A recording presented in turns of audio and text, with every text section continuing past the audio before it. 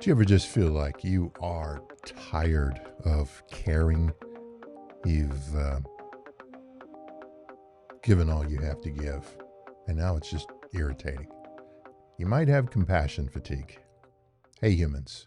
Coach Nate here with another mindful focus to share with you. Today, I want to talk about the truth about compassion fatigue. We know that empathy and compassion are superpowers. They are gifts and they're vital to this world. And those of us who have them come to realize that they help other people to heal, which is also vital to human existence and in a healthy way. Knowing that, we can care too much. It's possible. We can care more, and when we do this, care more than the other person that we're caring for or about, when we care more than they care about themselves, that can become dangerous and harmful to us and enabling for them. Taking on more than our capacity to take on, to do what we have the energy and resources, ability in a healthy way to do, it not only harms us, it drains us, not just physically, but also emotionally, psychologically, cognitively, and that is inevitably going to show up in our behaviors. There's it's not a matter of if, it's a matter of when. We can find ourselves so depleted and drained, we become frustrated and perturbed, upset when the smallest thing occurs, and all of a sudden we find ourselves not, well, maybe even going so far as attacking, but being short with, potentially offending or even harming verbally those that we care about, becoming upset with them. And we're there caring about them. But we've depleted ourselves to the point where we aren't in a place where we're operating in a healthy way, and in some respects, our compassion and empathy short circuit, or the tank runs dry. It's important to know that you don't own it. They do. You're just helping to carry it. You don't control it. And speaking of the caring for another individual, if you're caring for them, that means you're looking out for their well-being. They own their well-being. They control their well-being. You're just helping carry it. Know that distinction. In order for it to be healthy, they must be a willing participant.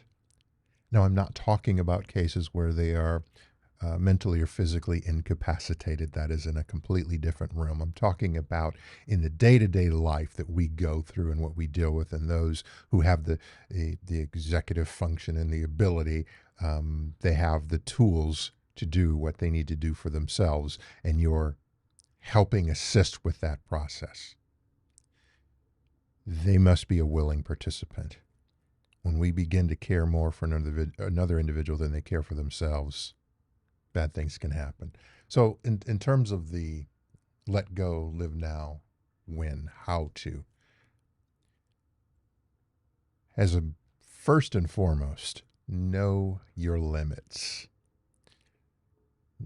Know when, before it happens, know the capacity of your well, and know before it runs dry where the gauge is. And that can vary day to day. Even the level can vary day to day based on what you in your life are dealing with, facing, going through, healing from. There could be things from the past that you're thinking about that can drain today's supply where nothing occurred here in the moment. that trickle, or sometimes if you're dealing with grief and loss, and that can be really sneaky, that can literally deplete you in a moment just by a scent, a sight, a memory, naturally. When we prioritize recharging and refueling, we are operating in a much more healthy way, and we are better suited to help other individuals. Re-energizing, refueling the tank is a must, and that comes through the way of self-care. There's a reason to put yourself first, and many people struggle with self-care is selfish. No, self-care. I'll do it the other way. Selfish is me only. Self-care is me first. When I take care of self-care and I build up myself, my reserves, my energy, focus on giving myself what I need to be able to do what I can do, then I'm in a better position to care for, love on, help support those that I care about. If we were to equate that into, I'm running a business and I pay the operating expenses of the business, but then I pay myself, and then from what I pay myself, I'm able to give to others in my family or those that I care about. Well, if I don't give myself that, I've got nothing to give to them.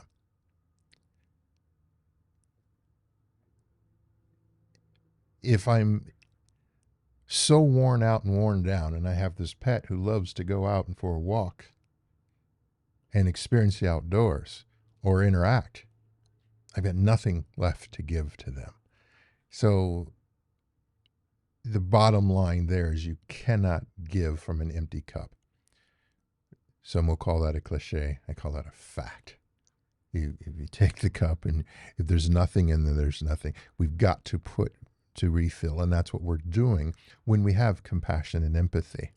We're going into that same cup, that same well, for ourselves, for anyone or thing that we care about, all in the same cup.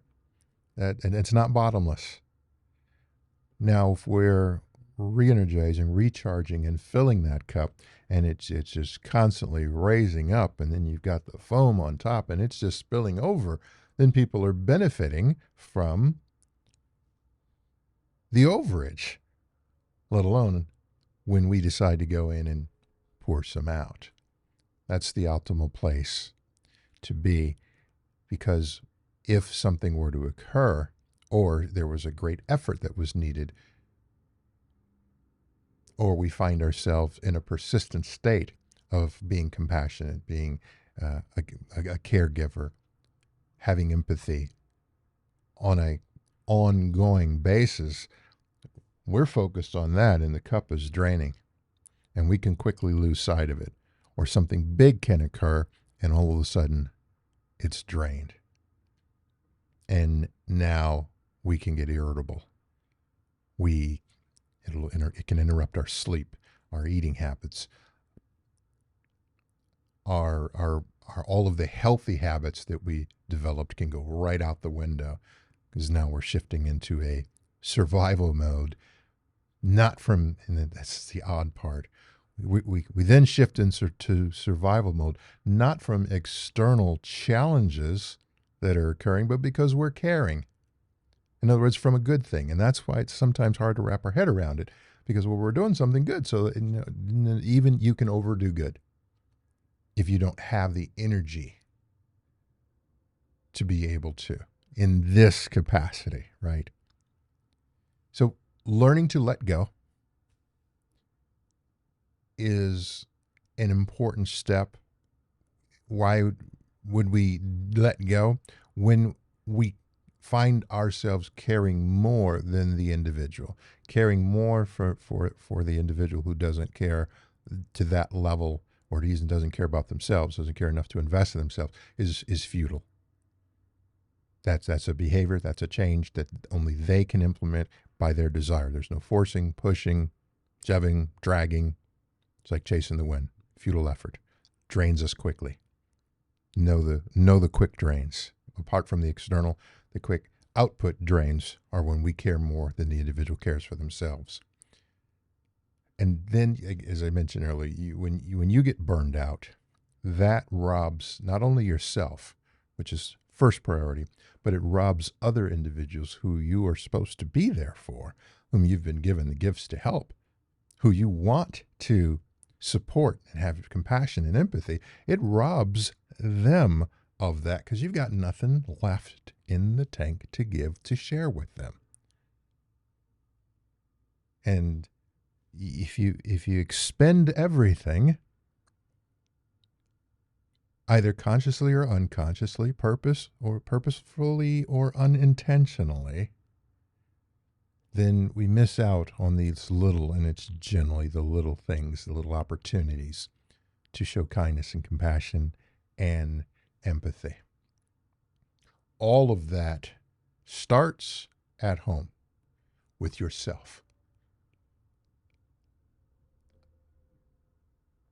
I almost want to say that no one deserves more empathy from you, no more compassion from you than yourself. No, that can be a clear line. Who justifiably deserves to have you show more empathy, kindness, and compassion than you would show yourself?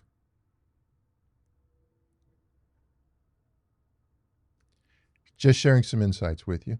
Feel free to try them or toss them. Both of those can be correct answers. Which one is something only you can determine for yourself?